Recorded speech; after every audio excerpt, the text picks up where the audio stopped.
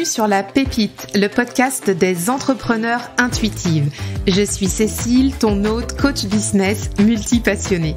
Ici, on parle entrepreneuriat en ligne, état d'esprit et passage à l'action en respectant nos sensibilités.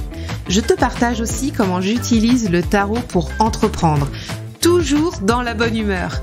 Mon objectif dans les épisodes est de t'aider à développer une activité pérenne qui te ressemble et qui fait sens pour toi.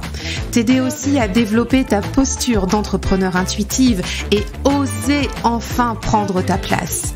Abonne-toi au podcast pour ne rien manquer des prochains épisodes et installe-toi cosy pour la pépite du jour. C'est parti! Bonjour à toutes, bonjour à tous et bienvenue dans l'épisode 104 de La Pépite. Aujourd'hui, un épisode qui sent bon l'été, qu'on a enregistré avec mon invité le mercredi 21 juin, donc le jour du solstice d'été. Et vous allez voir, cet épisode est vraiment très solaire. J'ai le grand plaisir aujourd'hui d'accueillir Camille du Jardin des Clos. Camille qui est productrice de plantes médicinales dans le sud de la France et qui a créé le tarot des paysages intérieurs, un magnifique tarot propre à l'introspection. Donc aujourd'hui avec Camille, on va aller plonger dans les coulisses de la création de son tarot, ce qui l'a amené à créer donc son activité, à aussi créer son jeu. Quelle est son histoire? D'où vient justement ce jeu? Le processus créatif et puis tout ce qui en découle. Enfin, franchement, on a adoré enregistrer cet épisode et on espère du fond du cœur qu'il va vous plaire. Avant de plonger dans l'épisode, est-ce que tu as téléchargé ton template Notion de tarot journal que je te propose gratuitement? Je te le propose en note de l'épisode. C'est un template dans lequel tu peux justement ranger toute ta collection de jeux. Donc, si tu as le tarot de Camille, tu pourras le glisser dedans. Tu peux aussi noter tes livres de tarot, noter tes tirages, noter tes challenges. C'est offert gratuitement et donc tu as le lien en note de l'épisode pour pouvoir justement profiter de l'été pour faire le tri dans ta collection, dans tes tirages et tout ça. Alors sans plus attendre, on va retrouver Camille pour l'épisode du jour. Je vous laisse en bonne compagnie, hein. Je vous souhaite une très bonne écoute. Bonjour Camille. Salut Cécile. Bienvenue sur La Pépite Camille. Ben merci, je suis super contente d'être là. Un peu impressionnée parce que je l'écoute depuis quasiment les débuts et là, je participe. Mais on est qu'entre nous, il n'y a personne. Hein. Bon, il y aura peut-être à peu près 1000 personnes ou voire plus à écouter l'épisode, mais non, mais pas nous. Ça. Alors Camille, je suis vraiment très touchée que tu aies accepté de venir sur le podcast aujourd'hui. On te connaît notamment, alors pour ceux qui te suivent et qui nous suivent sur Instagram, tu es Camille le Jardin des Clos. Oui, c'est ça. Voilà, et tu as des magnifiques projets en cours, enfin des magnifiques projets. Oui, qui ne sont pas en cours, qui sont déjà créés en fait. Non, mais en cours, c'est bon. En cours, aussi. J'en ai un autre en cours, donc voilà. C'est bon. Et donc, on va parler aujourd'hui de plein de choses avec toi, de ton magnifique tarot, des paysages intérieurs, de ton métier d'herboriste aussi, enfin de productrice de plantes médicinales, mais voilà, t'as aussi une casquette d'herboriste. Est-ce que tu peux te présenter peut-être un peu plus pour les auditeurs qui ne te connaissent pas encore, peut-être? Oui. Donc, je m'appelle Camille et j'ai 34 ans depuis peu. Et du coup, j'ai commencé à travailler avec les plantes assez tôt parce que quand j'étais jeune, j'étais souvent avec ma grand-mère et elle me parlait toujours de soins avec les plantes et tout ça. Donc, je me suis intéressée à ça très tôt et en fait, j'ai demandé autour de moi comment les gens se servaient des plantes et j'ai rassemblé en fait les informations et après j'ai arrêté le lycée et je me suis inscrite dans une école d'herboriste à Lyon, l'école des plantes à Lyon. Et donc j'avais 17 ans. Et Wow, t'étais toute jeune en fait. Oui. Oui. Mais bon, j'aimais tellement travailler avec les plantes. Je trouvais que c'était une autonomie en fait de soins et j'étais pas médecin, tout ça. Bon, je fuis un peu ces lieux, donc je me suis dit, ben, j'ai pas envie d'aller vers la médecine, on va dire allopathique, donc je vais me renseigner sur les plantes. Et du coup, donc j'ai commencé la formation et après j'ai fait une formation en médecine chinoise à l'école de Shiatsu de Paris avec Michel Odoul. Et dans cette formation, c'était une formation pareil sur l'utilisation des huiles essentielles, mais avec la médecine chinoise. Et c'est là que j'ai rencontré une fille qui... Enfin, à ce moment-là que j'ai rencontré une fille qui se servait du tarot. Donc, j'avais 19 ans à l'époque. Et donc, j'étais très intriguée par ça, parce que je ne connaissais pas du tout. Et donc, j'ai commencé avec le tarot Oshozen, comme je pense beaucoup de gens qui sont passés par le tarot. Et donc voilà, donc du coup après je me suis installée en tant que productrice de plantes médicinales et j'ai commencé, j'aime bien en fait, c'est découvrir des plantes, tester des mélanges. Du coup j'ai fait énormément de plantations pour avoir des plantes différentes, pour tester celles qui s'adaptaient aussi au climat du Var, c'est quand même très sec, donc Oui, parce que tu habites dans le Var. ouais, j'habite dans le Var. Et donc voilà, donc j'ai fait donc la culture, la vente, tout ça. Et puis en parallèle, j'apprenais un peu le tarot. Après, j'ai acheté un tarot de Marseille. Et donc voilà, mais c'est quelque chose que je faisais de temps en temps, mais voilà, je ne me suis pas trop penchée. Et donc voilà, depuis, je suis toujours productrice de plantes médicinales. Et après, j'ai renoué avec le tarot il y a 1 an et demi, maintenant, je crois. 1 an et demi ou 2 ans, je ne sais plus. Donc voilà. D'accord, donc c'est récent cette retrouvaille avec le tarot. Ouais, en fait, je ne le connaissais pas du tout. Je connaissais que le Marseille et je me sentais limitée avec un livre, un jeu. J'avais du mal à appréhender correctement les cartes, la signification des cartes, etc. Et donc, du coup, il n'y a pas longtemps, j'ai découvert le Rider-Waite. Donc là, au début, j'ai fait un non, je veux pas, c'est pas le tarot de Marseille et tout. Donc bon, je me suis finalement mise parce qu'il y avait tellement de trop jolis tarots qui existaient en Rider-Waite. Et donc voilà, je me suis lancée dans l'aventure de l'apprentissage réel en fait des cartes. C'est exactement le parcours que j'ai avec le tarot Rider-Waite-Smith aussi, tu vois. J'y suis venue parce que il y avait des jeux de créateurs qui étaient incroyables. Ouais. C'est vraiment l'attrait de l'art, des belles choses qui m'a emmenée en fait vers ce système-là. Parce que moi, c'est pareil, le Marseille, c'était le Graal du tarot. Et enfin, tu l'as pas dit comme ça, mais en tout cas, Non. c'était voilà, mais enfin, voilà, c'était mon ressenti. Et je me disais, après 15 ans passés avec un Marseille, je disais, qu'est-ce que je vais aller faire dans un système anglo-saxon? Ouais. C'est rigolo que tu partages ça parce que moi, enfin, franchement, ça m'a fait la même chose. J'y suis vraiment allée comme toi parce qu'il y avait des jolis tarots et que je me suis dit, ça vaudrait peut-être le coup de s'y intéresser quand même. Ouais. Oui, et puis je me suis dit, bon, je vais pas rester quand même sur mes principes et voilà. Bon. Mais après, je trouve que le Marseille, il est très beau. C'est simplement, bon, voilà, il y a moins l'intuitif, on peut moins travailler en intuitif, mais je le trouve quand même beau. Je trouve qu'il est très, au niveau de l'art, il est très beau. C'est vraiment une recherche d'équilibre pour moi, les mineurs, tout ça, je trouve que c'est très beau. Et même le système de gravure, quand on a des tarots où on voit encore les gravures, des tarots qui ne sont pas rénovés, en fait, qui sont juste voilà, réimprimés comme on les a retrouvés. Je trouve que le travail de gravure, il est vraiment magnifique. Donc, pour moi, le tarot de Marseille, gravé sur bois, et vraiment, c'est une œuvre d'art pour moi. Oh, tu fais tellement plaisir à mon petit cœur de passionné de Marseille. Ah Non, mais non, mais attends, c'est vrai, hein. là, on pourrait passer, quand on enregistre, on est l'après-midi. Je crois qu'on pourrait passer l'après-midi à papoter de ça, tu vois. Mais voilà, je fais de la gravure, donc je reconnais le travail qu'il y a derrière et Hmm. enfin, je trouve que c'est vraiment très beau, quoi.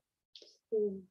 Et attends, et tu sais pas, j'ai une question pour toi et que je devrais poser à d'autres personnes aussi qui ont commencé avec le Oshozen, parce que alors ça, c'est un truc qui m'intrigue. Pourquoi avoir choisi ce tarot-là pour commencer à expérimenter justement le tarot? Eh ben, en fait, c'est parce que moi, la personne que j'ai rencontrée, lyonnaise de Plante, ouais, et elle, je sais plus, je crois que c'était une dame qui était vachement intéressée par tout ce qui était médecine donc chinoise, voilà tout ce qui était, comment on appelle ça, les arts en fait, les connaissances en Ayurveda, un truc comme ça. Et en fait, elle était dans ce milieu-là. Et elle, comme elle s'intéressait à la culture zen, et du coup, elle avait pris ce jeu. Et moi, c'est elle qui me l'a montré. Donc, en fait, je me suis dit, bah, j'adore moi aussi tout ce qui est. Tout ce qui est voilà, médecine chinoise, etc. Et donc, du coup, je me suis dit, bah, je vais prendre ce jeu. Bon, après, c'est vrai que Osho, c'était quand même quelqu'un de apparemment pas très sympa. C'était un gourou un peu manipulateur, apparemment. Donc, bon, après, je me dis, c'est pas lui qui l'a fait. Donc, je suis quand même restée avec. Mais c'était quand même des principes, voilà, asiatique qui m'intéressait, une philosophie en fait qui m'intéressait. Donc j'ai commencé par là. Puis après, c'est vrai que du coup, j'ai appris qu'il y avait le tarot de Marseille et je me suis dit, bah, je vais commencer par les bases. Même si le Oshozen, il n'est pas du tout sur les bases Marseille, mais je ne connaissais pas le Rider-Waite. Donc voilà. Mais après, je pense que c'est plus parce que c'est voilà, c'est la philosophie en fait qui plaît au départ, je pense, quand on prend le Oshozen. Ouais, ouais, je comprends. Je comprends. Moi, tu vois, c'est un tarot que j'ai pas. Il me parle pas bizarrement, alors que je suis pourtant très, dans mon quotidien, très en lien avec tout ça. Ouais. Mais je sais pas, il faudrait quand même peut-être un jour que je le fasse venir pour voir ce qui se passe quand même, mais Mais je sais pas. il est dur, hein, je trouve, hein. Il est vraiment les cartes. Enfin, moi, je me prenais des claques à chaque fois que je tirais une carte, quoi. C'est vraiment dur, quoi. Je rigole, mais C'est en fait, c'est pénible quand on a des jeux comme ça parce qu'on n'a pas toujours envie de se prendre des revers, quoi, quand on ah tire oui, les cartes, tu vois. non, non, non. Franchement, c'était dur. Et puis, j'étais, bah, j'avais 19 ans, 20 ans. Voilà, je m'étais intéressée à pas mal de philosophie de vie déjà.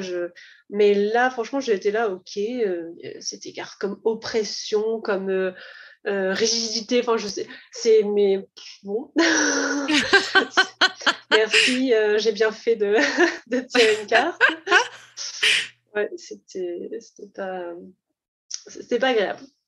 Ta toute première expérience tarot, elle a quand même été assez forte, hein. Oui, oui, c'était pas grave. Mais après, le Marseille, bon, je pense qu'il devait me mettre des claques pareilles, mais je les comprenais pas. C'était peut-être pas aussi franc, quoi, en fait. Et comme, voilà, comme j'apprenais, et peut-être que je comprenais pas forcément non plus tous les messages que le tarot essayait de me dire. Enfin, je sais pas. Alors, tu disais tout à l'heure, tu fais de la gravure, mais tu es aussi, enfin, tu es vraiment une artiste complète. Outre bien sûr ton métier de productrice de plantes médicinales dont on en a parlé, ça c'est de l'art aussi, hein, parce que communier tout le temps avec les plantes, le vivant, tout ça, enfin voilà, c'est vraiment pour moi de l'art. Et, donc tu disais tout à l'heure, tu graves, tu peins à l'huile aussi. Depuis Oui. 9 ans, tu m'as dit. Ouais, ouais, ouais. Mais j'ai eu la chance, mais ouais, pour mon anniversaire, on a un peintre dans le village euh, qui, qui a travaillé en fait, qui a rencontré beaucoup, beaucoup d'artistes et c'est quelqu'un d'extrêmement généreux. Et en fait, j'ai commencé par 2 jours de découverte de la gravure. Et puis au final, il m'a dit: «Est-ce que tu veux rester?» Oui. «Beh, je peux t'apprendre la peinture à l'huile si tu veux». «Ah bah d'accord, oui, je veux bien». Donc en fait, je suis partie pour 2 jours et je suis restée, j'y suis encore. Ah, Donc c'est génial. vraiment ouais, c'est vraiment une des plus belles rencontres, de ma vie. Et donc on a fait de la poterie, on a fait de la gravure, on a fait de la, de la litho, c'est, en fait, on peint sur une grande pierre qu'après on passe à la presse. Enfin, on met un papier dessus, on passe à la presse et ça fait, en fait une peinture, à l'encre sur, du papier. Mais c'est pour, en fait, souvent on en fait plusieurs exemplaires. C'est un peu comme la gravure, mais la technique d'ancrage est différente. On grave pas sur la pierre, en fait, on pose juste, la peinture, enfin l'encre dessus. Et donc on a fait ça, on a fait, donc voilà, plus de la poterie. On a fait, et puis après il m'a appris, le dessin. J'avais déjà des bases parce que j'avais déjà fait des cours de dessin. Et après il m'a appris la peinture à l'huile. Top. Donc, c'est de là d'où c'est venu ta pratique de peinture. Oui, oui, oui, oui, oui. D'accord. Après j'ai commencé, voilà, il m'apprenait, je refaisais en fait des morceaux de tableau, et puis après petit à petit, j'ai commencé à peindre pour moi, on va dire. Et après j'ai commencé à me trouver un style. Et du coup, bah, voilà, maintenant je peins pour moi. Enfin, c'est plus mon «professeur» entre guillemets parce que, il me donne plus de cours, mais je suis toujours dans son atelier, à peindre à côté de lui, voilà. Excellent. Oh là là, la belle rencontre. Ouais, ouais, mais c'est Génial. mon grand-père de cœur, quoi. Il a Heu, 88 ans et c'est mon grand-père de cœur. Trop beau. Oh, Ouais. il s'en est passé des choses, hein, dans ta vie il y a une dizaine d'années, dis donc, c'est incroyable, en fait, tout ça. Bah, oui, je sais pas. Pour moi, c'est pas, enfin, si, sa rencontre, c'est incroyable, ça c'est sûr, mais ça s'est fait tellement naturellement, en fait, qu'on je m'en rends pas compte. Pour moi, c'est normal. Enfin, voilà, Mmh. j'ai pas, c'est quand j'y pense, en fait, je me dis: «Ah mais j'ai vraiment de la chance, en fait, d'avoir fait ça», mais quand on y est, c'est voilà, je me le dis pas, je me le dis pas tous les jours, quoi, c'est voilà. Oui, c'est ton quotidien, donc Oui, toi, voilà, tu c'est ça. voilà, t'en fais pas cas. Oui, oui, au début, c'est sûr, j'étais hyper impressionnée quand j'arrivais à l'atelier, j'étais super, super reconnaissante et tout, mais je le suis encore, mais voilà, c'est différent, Je te posais toutes ces questions parce que peut-être que vous nous avez entendu parler, donc bien sûr du tarot des paysages intérieurs tout à l'heure, mais peut-être que vous n'avez pas encore vu passer ce joli tarot qui a été donc créé par toi, Camille, et oui, qui a été réalisé justement à partir de tes peintures. oui. Et là, on va rentrer dans le vif du sujet de cet épisode parce que parce que parce qu'on est bien curieux de savoir plein de choses sur ce tarot complètement atypique, complètement ovni dans le monde de la tarologie. J'ai 1000 questions pour toi.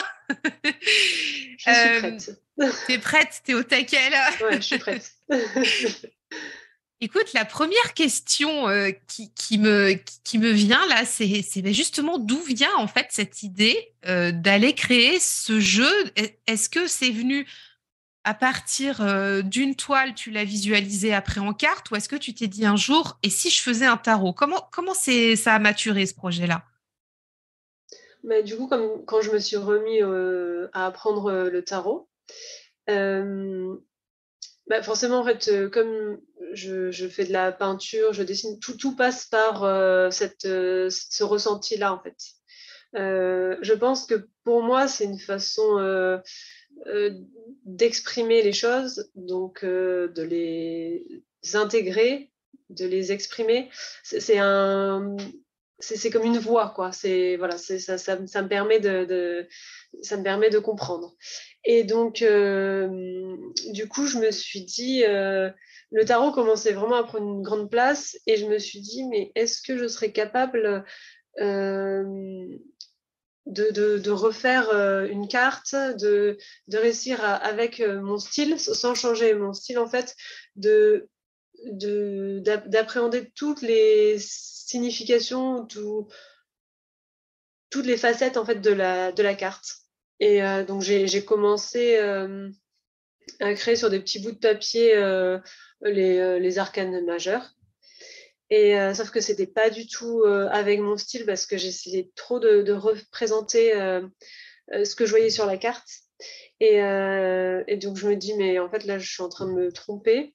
C'est pas moi en fait. J'essaie de refaire quelque chose donc c'est pas possible.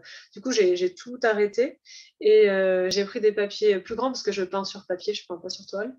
J'ai pris des papiers plus grands et là je me suis dit mais c'est maintenant en fait que je vais pouvoir m'exprimer réellement et essayer de, de travailler sur la carte, mais il faut que ça passe par moi en fait. Il ne faut pas que je fasse une copie ou une représentation visuelle de la carte.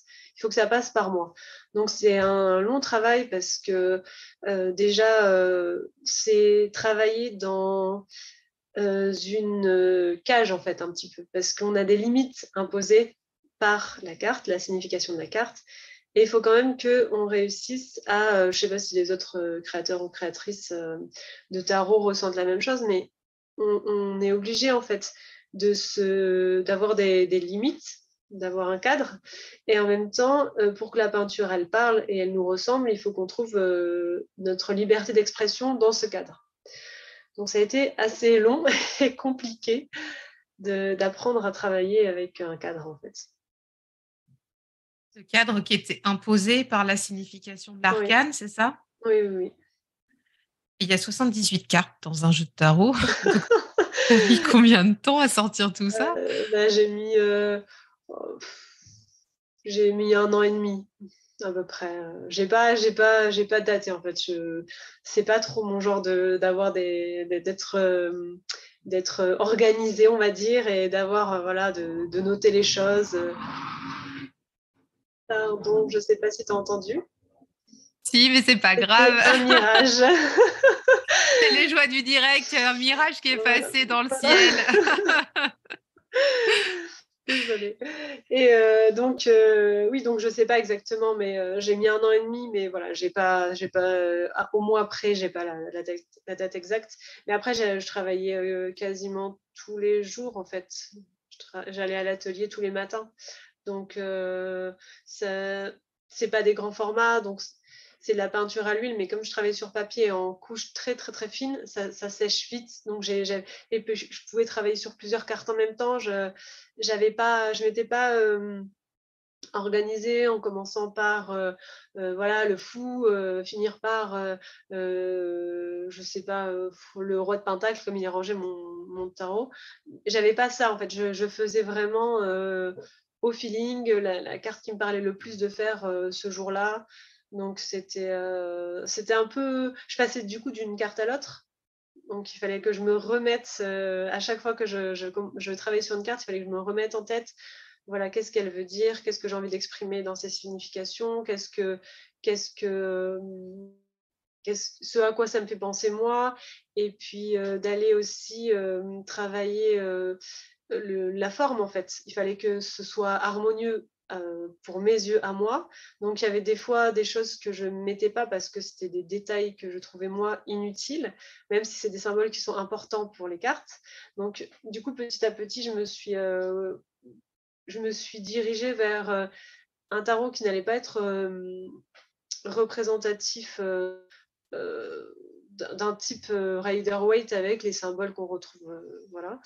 Et du coup, je me suis dit, finalement, ce sera un tarot très artistique dans le sens où voilà, c'est l'image en fait qui prend la première place sur la signification des cartes.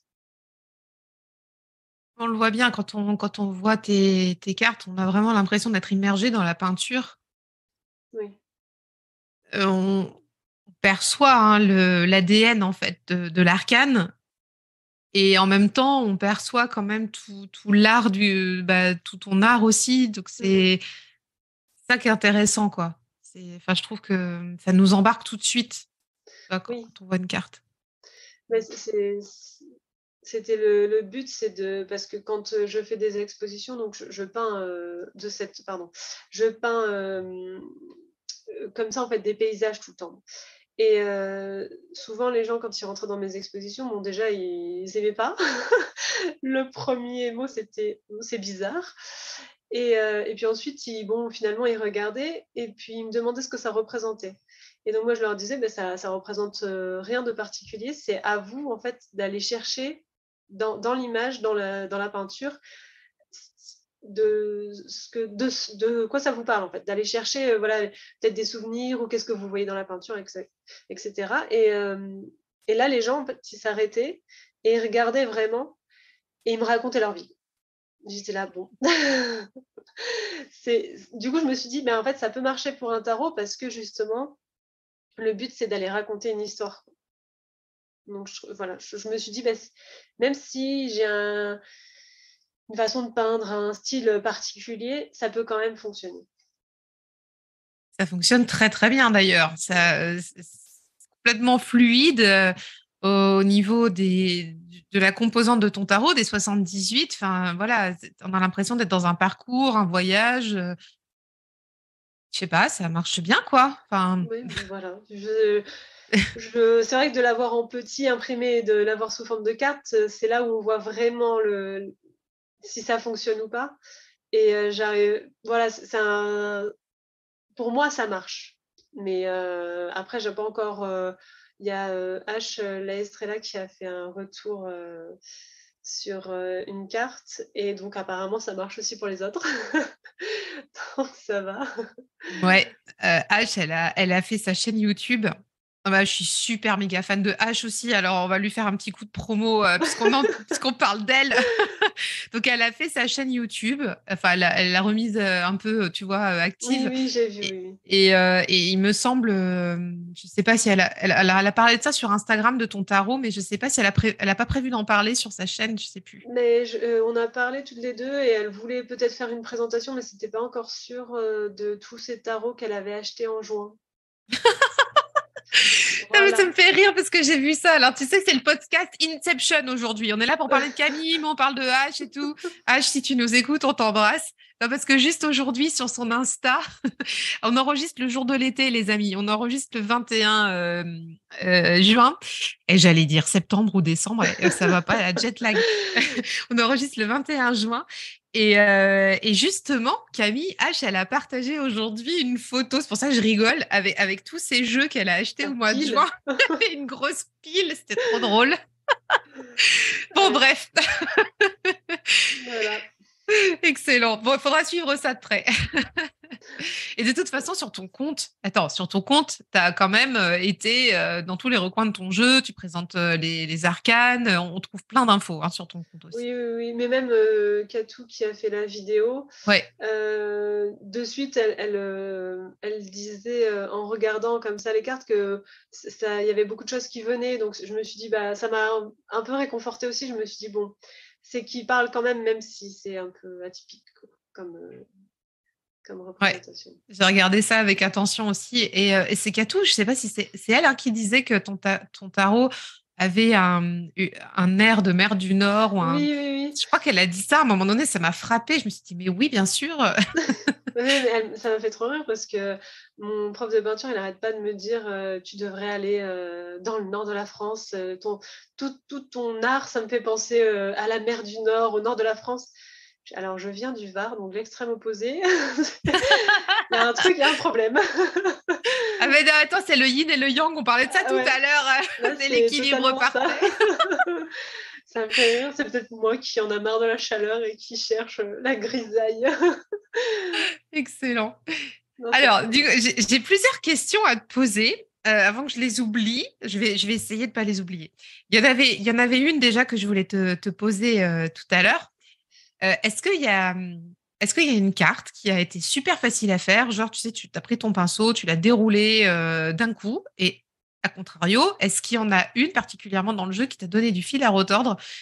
Je suis bien curieuse de savoir ça. Oui. Alors, la carte, en fait, quasiment toutes les cartes ont été très difficiles à faire. Ah, C'était vraiment un combat parce que de toute manière, quand je peins, c'est toujours des couches et des. Alors, heureusement que je peins vraiment de manière très, comment dire, très fine. C'est-à-dire qu'il n'y a pas beaucoup de peinture. Ça ressemble un peu à de l'aquarelle, mais avec de la peinture à l'huile. Et donc, heureusement que c'est ça, parce que toutes mes peintures sont retouchées très, très souvent. Après, bon, c'est peut-être parce que mon prof, il me dit à chaque fois, c'est quand il n'y a plus rien à enlever que la peinture est finie. Donc, à chaque fois, j'enlève des choses et je retravaille. Mais la carte qui m'a demandé le moins de retouches, c'est la carte, l'arcane 13, ou la carte de la mort, selon le système. Et elle a vraiment été très facile à faire. D'ailleurs, on voit sur la carte, c'est très doux, parce qu'il n'y a pas beaucoup de couches en fait, et du coup on trouve cette douceur du papier qu'on voit pas trop dans les autres cartes, et celle dans les, on va dire, 2-3 qui m'ont donné vraiment du mal, c'est la carte du pendu et l'impératrice. Après, la route Fortune aussi, elle a pas mal changé, et la tour aussi a pas mal changé. Mais vraiment, le pendu et l'impératrice, je crois que l'impératrice, c'est une des dernières cartes que j'ai faites parce que j'y arrivais plus. Je la voyais plus, je savais pas comment la faire. C'était assez difficile pour moi de la représenter sans tomber dans tout ce qu'on voit, tout ce qu'on connaît déjà. Et bon, voilà, j'espère qu'elle parle, parce que c'est vrai que c'était une carte assez difficile à faire. Après, il y a la carte du monde aussi que j'ai changée au dernier moment. Et, finalement, j'avais photographié la première version de la carte du monde et la deuxième version de la carte du monde, et au final, j'ai choisi d'imprimer la première version. Donc, parce que c'est pareil, celle-là aussi, j'avais beaucoup de mal à la présenter. Et puis, c'est très, il y a beaucoup de détails dans cette carte, dans le sens où il y a des animaux, il y a voilà, une couronne, enfin une mandorle, ou je ne sais plus comment on appelle ça, mais voilà, c'est une femme à l'intérieur. C'est énormément symbolique, et j'avais pas envie en fait, ça ne pouvait pas marcher avec les paysages en fait que je faisais. Donc, quand il y a des cartes qui étaient trop, voilà, proches trop représentatives d'un corps, en fait, c'était très difficile pour moi de transposer ça en paysage. Donc, c'était voilà, assez difficile pour ces cartes-là. Ouais, excellent. Merci beaucoup de ces précisions. Et quand on t'écoute, c'est vrai qu'on voit bien justement toutes ces cartes qui sont pleines de symboles, pleines de représentations. Enfin, c'est assez chargé.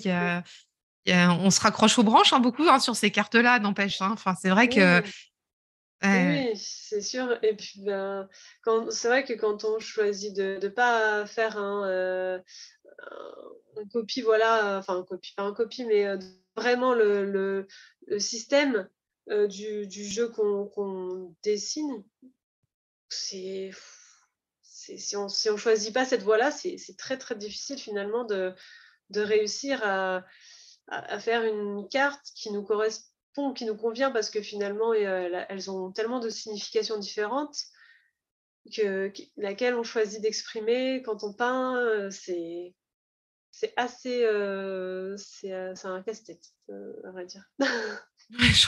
J'entends bien. Je pense qu'effectivement, c'est très challengeant. Ouais, non, c'est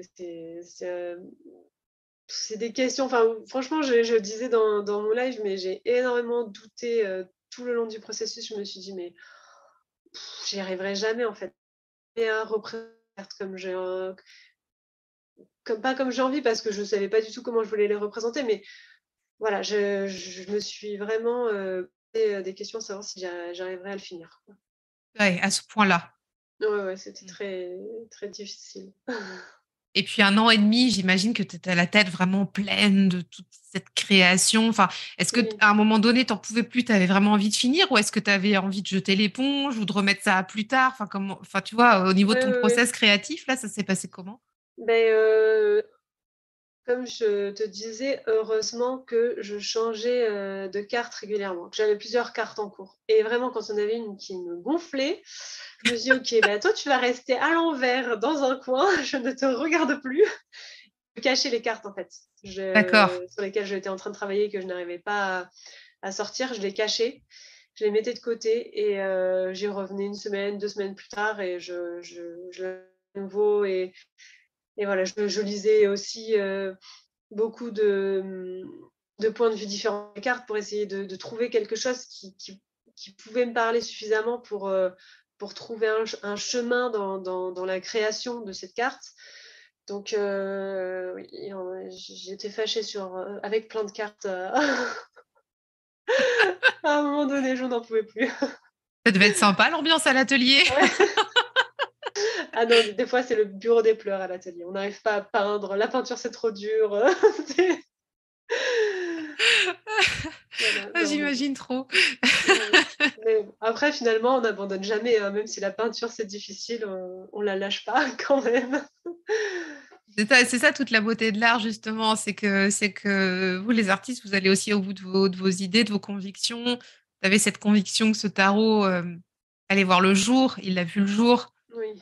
Enfin, voilà. Et selon toi, ce que tu y as mis, ta patte, voilà, ta façon de peindre, ta vision du tarot, c'est ça qui est beau, Oui. quoi. Oui, oui, bah, je pense que c'est ce qui fait la beauté de tous les jeux qui ont été créés, avec vraiment une intention derrière d'expression et pas seulement de reproduction. Je pense que toutes les personnes qui ont créé un tarot ont dû passer par ce par quoi je suis passée, je pense. J'ai pas eu le loisir de parler avec d'autres personnes qui ont créé des jeux, mais je pense que c'est pareil. Et donc, tu l'as appelé le tarot des paysages intérieurs. Est-ce que ce nom-là, tu l'avais avant de commencer à peindre ou est-ce que c'est venu après ou pendant d'ailleurs? Et autre question qui va avec, j'en profite avant d'oublier, parce que je suis en Oui. mode poisson rouge aujourd'hui. C'était quelle était l'intention, tu vois, derrière finalement ce jeu que tu étais en train de créer? Alors, parce que effectivement, tu avais ta vision à toi. Quand on crée un jeu, on en parlait en off tout à l'heure, c'est aussi le challenge d'aller le partager aux autres. Oui. Et du coup, ce nom m'intrigue. Donc, je suis bien curieuse de savoir à quel moment il t'est venu et puis quelle était l'intention justement avec ce tarot-là. Du coup, le nom m'est venu. Alors, j'avais déjà peint toutes les cartes et j'étais en train de les photographier, voilà, de faire la mise en page. Et du coup, je me suis dit que, en fait, bon, je peins des paysages. Et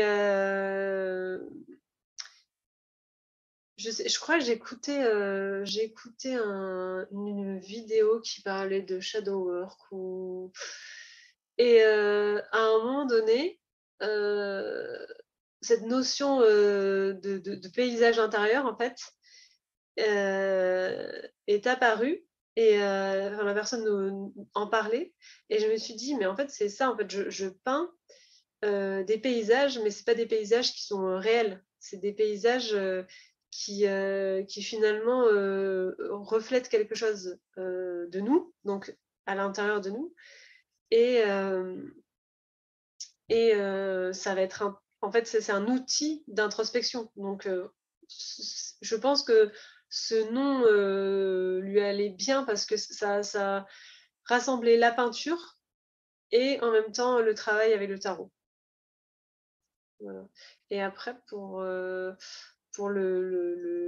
but de l'outil que j'étais en train de créer, je pense que cette idée de projection, d'aller travailler en immersion dans la peinture, dans la carte, c'était quelque chose qui allait de soi, puisque c'était déjà quelque chose qui se passait quand j'exposais mes peintures. Donc pour moi, c'était assez logique de créer un outil pour ça, en fait. Même si j'en fais pas tellement dans ma pratique du tarot. De la projection? Voilà, non, pas du tout. Mais Mais finalement, c'est même pas moi qui ai décidé. En fait, c'est par rapport à mon expérience de présentation d'œuvres que j'ai vu que ça fonctionnait, que mon œuvre prêtait à vraiment de l'immersion, de la projection. Donc, ça s'est décidé tout seul, un peu sans mon accord. Et justement, alors à qui il s'adresse le tarot des paysages intérieurs? Tous ceux déjà qui, je pense, sont d'accord avec ce style, en fait, parce que c'est quand même un style pas forcément très joyeux, hein, on le disait tout à l'heure. C'est pas facile. Et je pense que c'est vraiment quand on cherche à faire du travail finalement avec Déborah de l'âme de fond. Je pense qu'elle, voilà, on avait fait en fait toutes les deux quand j'étais en train de le créer. Je lui avais demandé si elle pouvait prendre une des cartes, choisir une des cartes avant qu'il soit créé, choisir une peinture et de proposer quand elle faisait le samedi les immersions là, Oui. tarot. Et donc, elle avait choisi une peinture. Donc, c'était la peinture de l'amoureux. Et elle avait proposé ça aux gens. Et je trouvais que ça fonctionnait pas mal. Les retours, les impressions des personnes m'avaient vraiment interrogée. Je n'avais pas du tout représenté ça. Et puis, eux, ils voyaient de la mer, un lac, enfin, quelque chose qui n'était pas du tout ce que j'avais représenté. Et donc, je me suis dit, bon, bah, ça, c'est pas mal. Je pense que ça peut marcher du coup. Et voilà, vraiment, je pense que c'est uniquement pour pas uniquement, mais quand même pas mal pour des pratiques de projection, d'immersion. Après, je pense qu'on peut utiliser tous les tarots pour tout, mais voilà, on va dire que ça va pas être. Comme tu disais tout à l'heure, un tarot qui va voilà, répondre avec un mot, que ce soit très, très fluide, très intuitif. Peut-être qu'il faudrait peut-être aller un peu plus chercher, je ne sais pas. Moi-même, je suis encore en train de le découvrir, comme je te disais, donc voilà, je ne sais pas. Ça, Je verrai. on en parlait en off, en fait, de la découverte de ton jeu. On peut le partager, je pense, Ah on oui, est oui, bien qu'entre sûr. nous, hein, aux Oui. auditeurs qui nous écoutent, que tu étais aussi en train de redécouvrir ton jeu finalement maintenant qu'il est créé. Oui, totalement. Une fois que je l'ai fini et que je l'ai imprimé et que je l'ai reçu, c'était moi qui l'avais fait, mais finalement, c'était un inconnu, quoi, pour moi. Il fallait que de l'avoir sous ce format-là, etc., c'était vraiment une découverte, en fait, pour moi. Et même si c'est moi qui l'ai créé, finalement, comme je te disais, il m'appartient pas, il m'appartient plus, et je suis obligée de partir à sa découverte, quoi, d'apprendre à le connaître. Et bon, j'ai déjà un peu travaillé avec lui, et c'est vrai que il est assez lourd, en fait. C'est vraiment, quand on plonge dedans et tout, il y a voilà, un travail qui se fait et qui n'est pas forcément agréable non plus. Mais bon, voilà, j'attends le retour d'autres personnes pour savoir si c'est juste avec moi ou. A priori, ça semble être un travail efficace. Oui. Non, mais c'est vrai que c'est moi qui l'ai fait. Donc, de toute manière, quand on peint, on est forcément de soi. Donc, il y a forcément des choses que j'ai peint et que j'ai exprimées de manière inconsciente. Donc, quand je le revois derrière, je me dis, ah bah oui, ça veut sans doute dire ça, ça veut sans doute dire ça. Donc, Oui, toi, tu as en plus de ça, enfin, sur tes épaules, le poids de la création. Enfin, il y a ouais. tout ça aussi Oui, qui oui. rentre en compte quand tu vois ton jeu aujourd'hui. Et je comprends ce que tu dis, que tu repars à sa rencontre, mais aussi avec tout le processus créatif par lequel tu es passé, ce que tu as lâché dans tes peintures, le réapprivoiser sous une autre forme. Enfin, c'est vrai que ça mérite digestion, tout ça. Ah oui, oui, là, c'était bien la pause impression. Une fois que la mise en page était faite, ça m'a permis de faire une pause parce que je ne pouvais plus voir. D'être toujours dedans et tout ça, c'est fatigant au bout d'un moment. Ouais. Alors justement, l'impression, tu l'as auto-édité, ton jeu. Oui. Donc là, tu viens de faire la première édition. C'était vraiment une toute petite quantité. Tu avais sorti combien de nombres Alors, j'en ai commandé 24. Ouais, donc toute petite série. Ouais. Et tu l'as imprimé, enfin, je fais ma curieuse, hein, les questions n'étaient pas prévues forcément, mais c'était une auto-édition à côté de chez toi. Enfin, comment ça s'est passé, ça? Alors, j'en avais parlé à Marie du Tarot de la Bonne Mère. Oui, Et Marie. voilà.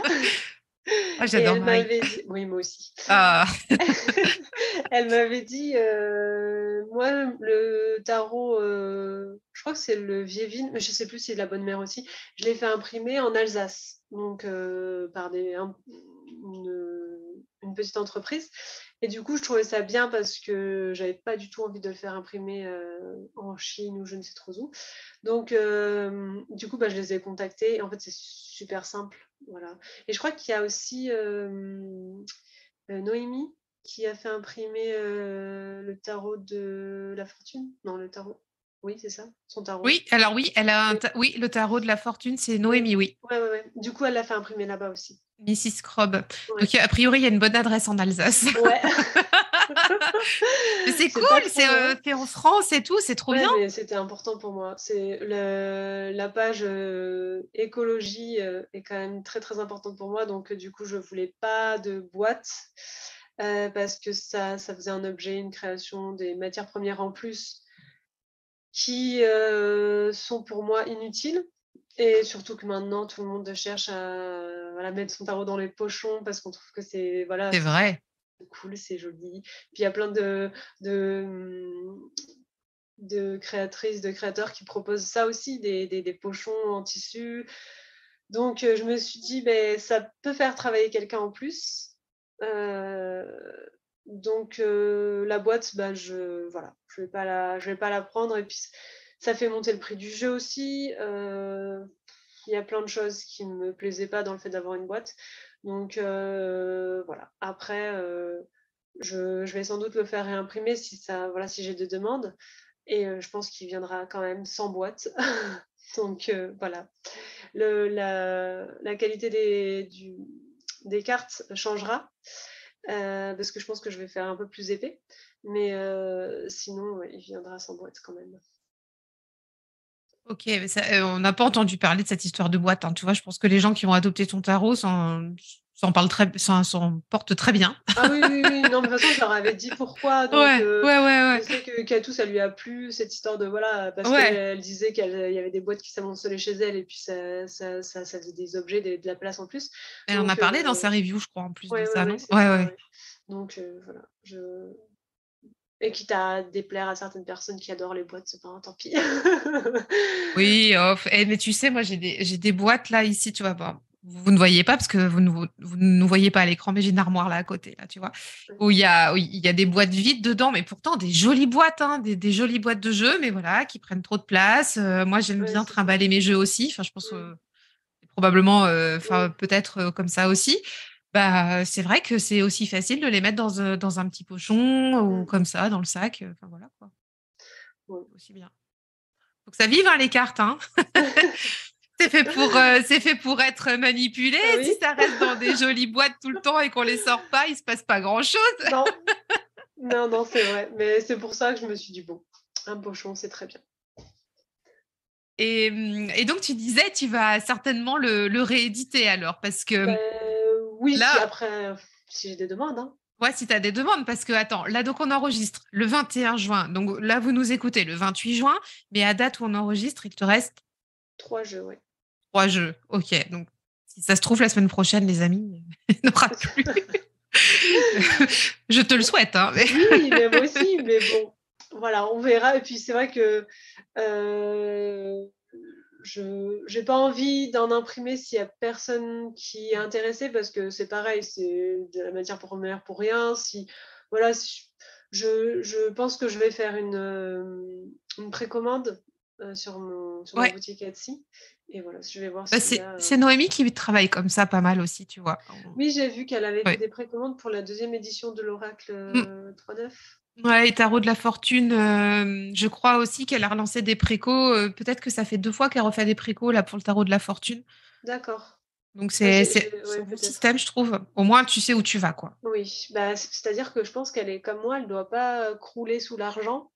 Donc, d'avancer les sous pour l'impression, moi j'ai été aidée parce que je n'avais absolument pas les fonds nécessaires. Donc c'est vrai qu'il faut quand même, enfin c'est un truc peut-être dont on parle pas beaucoup, mais c'est vrai que le coût quand même de l'impression, c'est pour ça que je l'ai fait en petite quantité, parce qu'en fait on commande, donc on achète, on paye tout ça, mais quand c'est la première fois, on ne sait pas si on va vendre les jeux derrière. Donc c'est quand même très, enfin, on va dire, c'est assez dangereux pour nous de le faire quand on n'a pas beaucoup de moyens. C'est pour avoir tout sur les bras, c'est pas le but. Donc c'est vrai que les précommandes, ça rassure, ça rassure. Ouais, ça engage aussi les acheteurs, tu vois. Quelque part, il y a une démarche bienveillante, enfin, j'allais dire saine.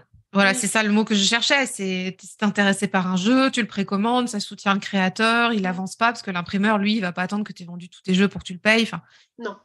voilà, Ouais, on comprend bien comment ça fonctionne, ces histoires-là, donc tu es ouais. obligé de tout avancer. Oui, oui, oui. Après, il y a Kickstarter ou voilà, des plateformes de financement, mais ils prennent une marge. Alors après, derrière, il y a Etsy qui prend aussi une marge, plus les frais de port. Moi, je les fais pas au prix juste, en fait, je participe un peu.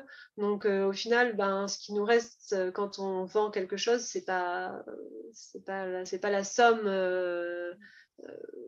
Enfin, c'est pas le prix du tarot qu'on vend, en fait. Il nous en reste moins. Donc, c'est vrai qu'il y a toutes ces dépenses à prendre en compte aussi.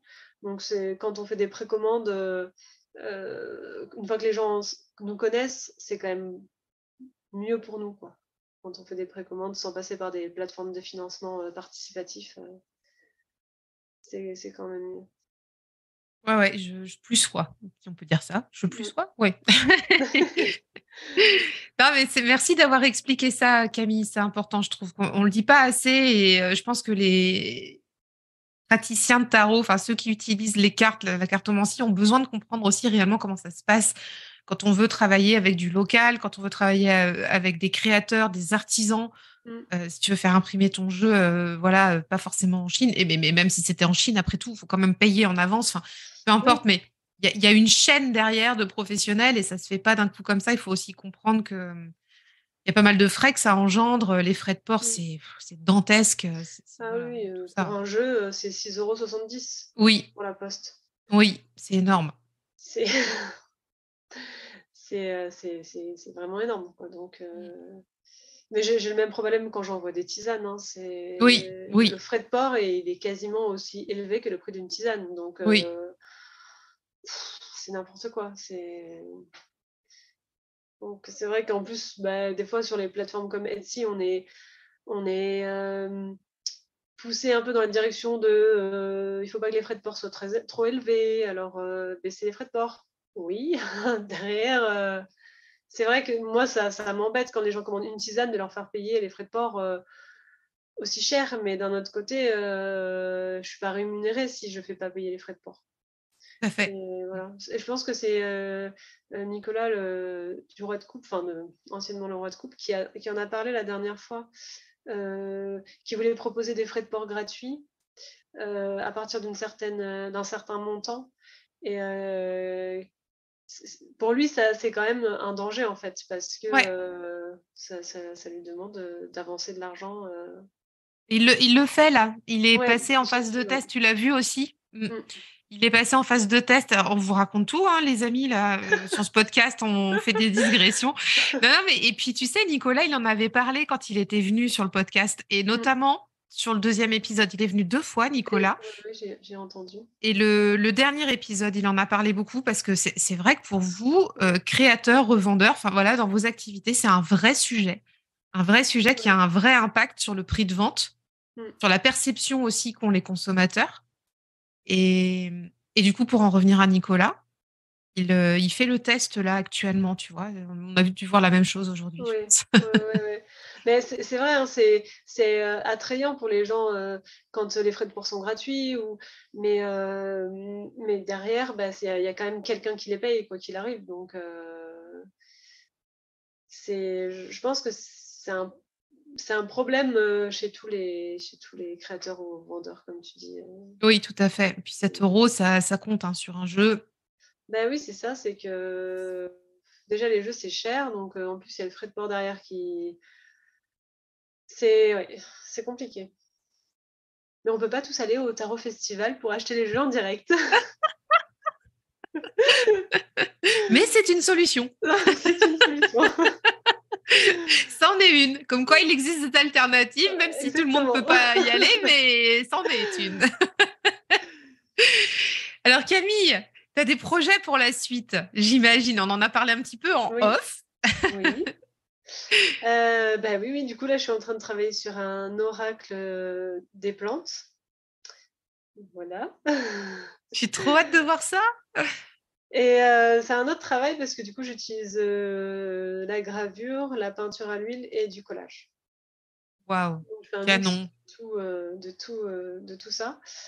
Et donc, alors le travail là, il est vraiment différent parce que c'est vraiment un travail de recherche sur la plante, sur son histoire, sur les utilisations anciennes, sur les utilisations récentes.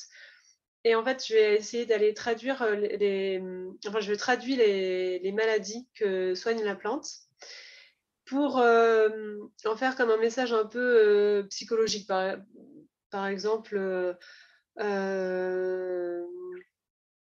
sur qu'est-ce qu'on a vu le coquelicot là, je suis en train de travailler sur le coquelicot, donc par exemple il soigne les insomnies.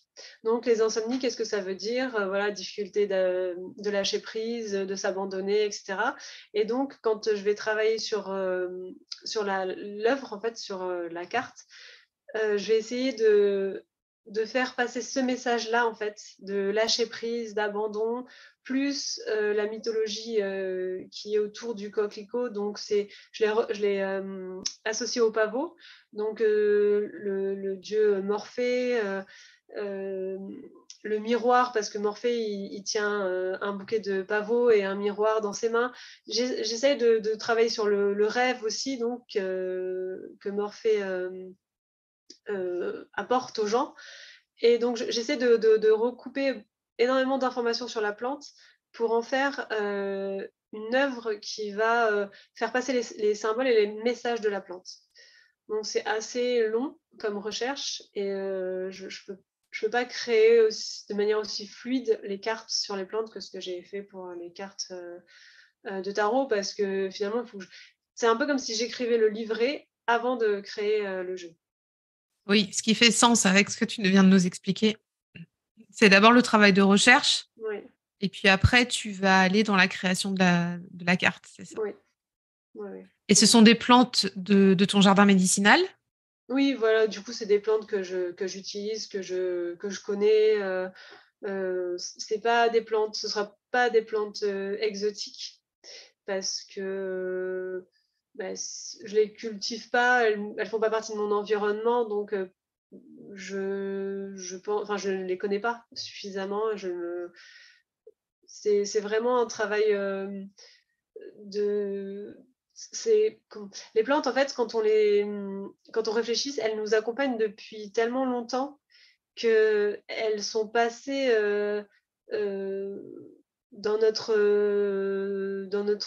comment dire, dans notre paysage. En fait, elles font partie de nous, de ce qu'on voit, de ce qu'on a utilisé, de ce qu'on connaît. Enfin, elles font partie de nous. Et les plantes qui sont pas de notre environnement, on a du mal à les appréhender correctement.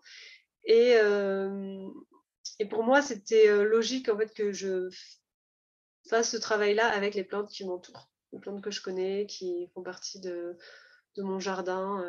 Voilà. Ça, c'est un magnifique projet, hein. Je ne sais pas du tout quand il verra le jour parce que c'est tellement long que. Voilà. Mais c'est vrai que y avait très peu d'oracles sur les plantes qui me parlaient vraiment. Donc, il y a le Dirt James Oracle qui me parle pas mal, mais les plantes, il y en a quand même beaucoup qui ne sont pas de notre région, en fait. Donc, Oui, je oui, les je suis connais pas. d'accord avec toi. Il faut aller creuser un peu plus sur des plantes qui font pas partie de notre biotope et c'est pas si évident que ça, quoi. Oui, oui, c'est vrai qu'on ne les connaît pas. La lecture, elle est moins fluide parce qu'on les a. Moi, personnellement, je ne les ai pas touchées, je ne les ai pas cueillies. J'ai pas cette relation avec elles que les plantes de mon jardin, de la forêt qui est autour de chez moi, je les connais. Donc, c'est vraiment pas pareil, quoi. Tu sais comment elles poussent, tu peux les toucher, Voilà, tu c'est sais ça. comment elles s'adaptent. Enfin, voilà, c'est tout Ah ouais, non, un c'est. univers. Ouais, ouais. Oh, j'ai trop hâte de voir ce projet-là. Alors là, est-ce que tu vas nous partager un petit peu de choses dessus sur Insta ou pas Oui, trop? j'en ai mis, mais je crois que c'est que en story. J'ai partagé déjà un petit peu des cartes, donc j'en reposterai aussi, sans doute dans pas Bon, on va longtemps. suivre ça attentivement. Je serai sur le coup dès qu'il sortira. J'espère qu'il sortira un jour, mais après, franchement, il y en a tellement des plantes que je sais même pas si ça peut être le travail en fait de plusieurs années. Je, je pense que je vais mettre plusieurs années à faire toutes les plantes qui m'intéressent. Donc, je sais pas du tout encore comment je vais faire. Si j'imprime, je sais pas, 20 cartes par 20 cartes, je sais pas du tout comment je vais faire encore. Zéro pression, hein. Ça Oui, se fera non, bah, de bien toute comme ça façon, se fera. voilà, c'est ça. Mais c'est vrai que c'est quand même une question parce que je sais pas du tout comment faire. En tout cas, un beau projet à suivre. Vraiment, vraiment bravo pour tout ça. Ben, Bah, écoute, merci. merci beaucoup Camille pour tout ce que tu nous as partagé. C'était vraiment un chouette moment. Où est-ce qu'on peut te retrouver? Alors, du coup, bah, sur Instagram. Et bah, c'est tout parce que. Ou alors sur la boutique Etsy, après, si vous voulez voir le Ouais, tarot, il y a la boutique Etsy. Donc sur Instagram, c'est Camille, le jardin des clos, mais il y a un tiret, je crois, quelque part. oui, il y a un underscore Ouais, entre voilà. Camille et le Et le jardin des jardin clos. des clos, oui. Oh, c'est facile, je l'ai sous les yeux. Ouais. Voilà. Donc, du coup bah, là, essentiellement. Et je complète aussi, enfin, je me permets de compléter parce que je suis Ouais. abonnée à ta newsletter aussi. Oui. Ta newsletter qui est vraiment hyper qualitative, que j'ai grand plaisir à ouvrir à chaque fois qu'elle arrive dans ma boîte mail où tu Ah, bah, nous parles. merci. Mais ouais, vraiment beaucoup. Ouais, ouais, c'est sincère. Qui nous parle des plantes, qui nous parle. Enfin voilà, c'est vraiment un temps pour soi, un temps de pause. J'apprécie beaucoup ta newsletter, Camille, donc je la Ah, bah, recommande à merci. tout le monde. Donc, Merci. C'est pas évident d'écrire une newsletter hein, parce qu'on a très peu de retours sur ça. On se dit, j'ai l'impression de parler toute seule. ouais, voilà. Alors moi je dis aux gens, mais venez me faire des retours parce que des fois je me sens seule Ah, et mais c'est ça. typiquement, je ne te fais pas de retour, mais voilà, je le fais Non, non, publiquement là. mais c'est horrible les newsletters, je trouve.